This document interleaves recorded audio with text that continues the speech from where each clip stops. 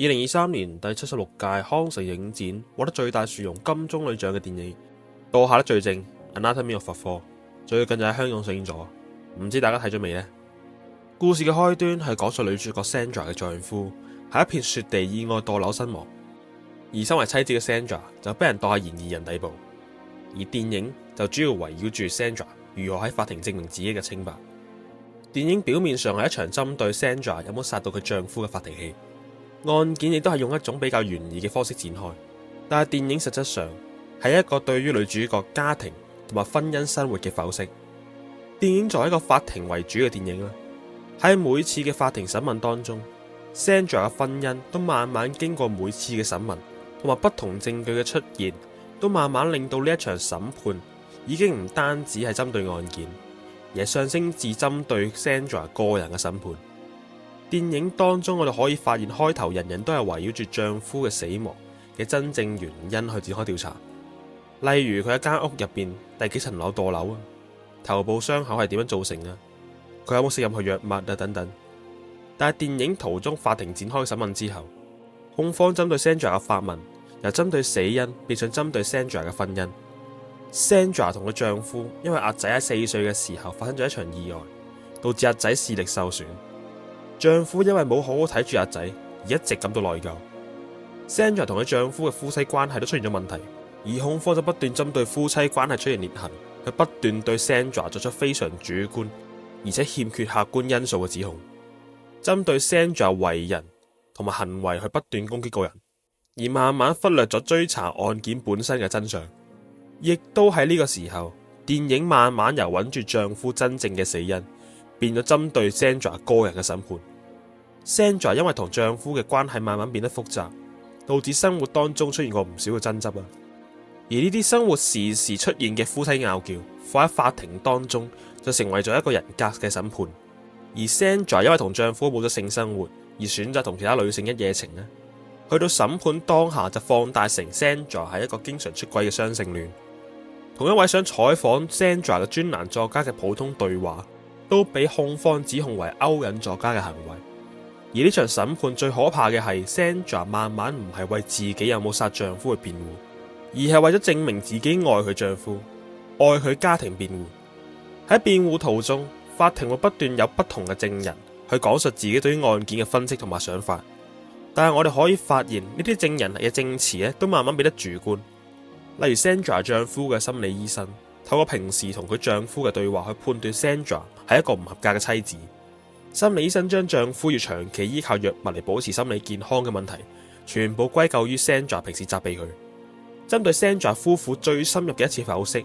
就係電影去到後半段有一場針對夫妻爭吵嘅錄音曝光。電影首先用真實嘅畫面去呈現當時爭吵嘅情況，然後去爭吵到尾端發生肢體碰撞嘅時候，電影嘅畫面就翻返去法庭當中，令到最後肢體碰撞嘅陳述只係靠住聲音同埋文字去呈現俾法庭當中嘅所有人。結果係點？相信大家都喺頭緒啦。審判又成為控方加鹽加醋嘅環節。錄音呈現咗當時夫妻爭吵嘅內容。Sandra 同埋丈夫都係小說家，咁丈夫因為成日要花時間照顧家庭而冇時間專注自己嘅寫作，而 Sandra 就表示丈夫可以隨時自己抽時間寫作。然後爭吵又變為針對 Sandra 竊取咗丈夫嘅小說，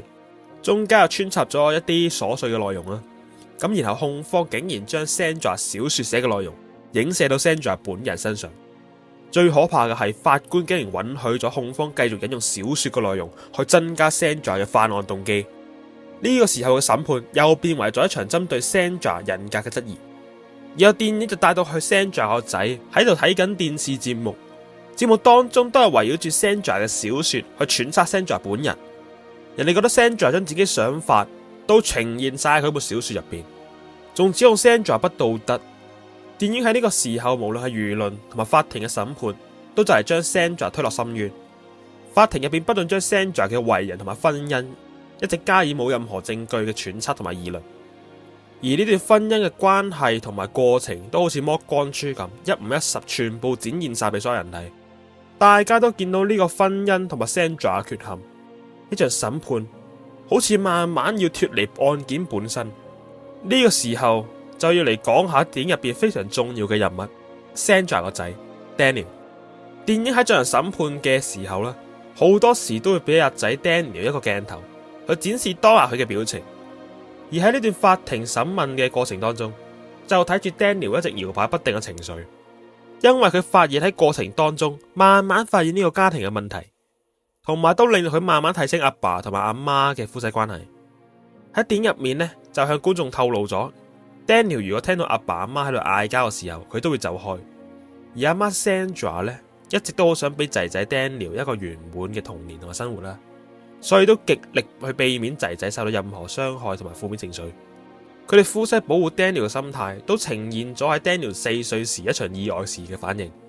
老豆患上咗心理疾病，同埋都會分配更多嘅時間去照顧 Daniel。Sandra 都會盡力保持 Daniel 作為正常人嘅生活，但係反觀 Daniel 就完全唔了解佢嘅父母。每次喺審問期間聽到父母嘅婚姻問題，佢都會低頭沉思，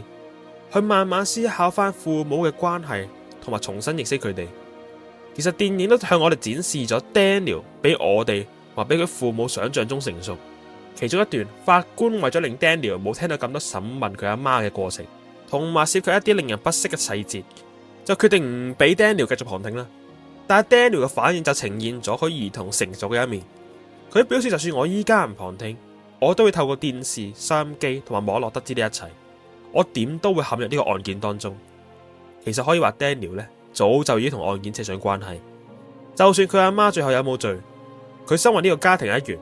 早就已經受到影響。所以佢嘅決定都算係希望透過呢幾場審訊去真正了解佢嘅屋企人。所以電影後面啊，佢因為得知阿爸一直有服藥而崩潰到喊出嚟。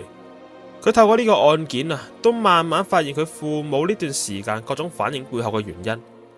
例如佢為咗想知道阿爸係咪真係有食藥啦，佢利用自己嘅狗去測試藥物，結果就係發現狗仔曾經食過同一隻藥物，同埋呈現嘅反應都係一樣。Daniel 先至意識到阿爸一直有依靠藥物去治療心理疾病。而最後佢提到佢同佢老豆喺架車嘅故事，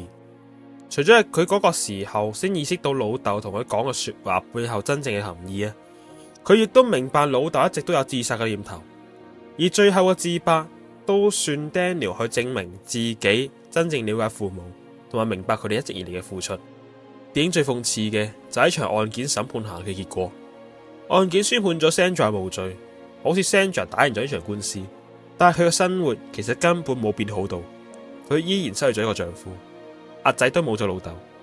Sandra 呢一家嘅婚姻俾人擺上台去批評同埋議論，佢根本乜都冇贏到。法庭控方辯方嘅對峙都係圍繞住有利於自己嘅觀點去講述案件發生嘅故事，但係喺呢場辯論當中， Sandra 嘅生活就成為咗犧牲品。電影根本唔係剖析緊案件，而係剖析緊一個人嘅生活、婚姻同埋人格。我之後都會整更多電影相關嘅影片，如果你都中意電影嘅話，又或者想知道有咩好電影值得推介嘅話，都可以訂閱呢個 channel。有咩都要留言話俾我知。咁唔講咁多啦，希望喺戲院見到大家，我哋戲院見。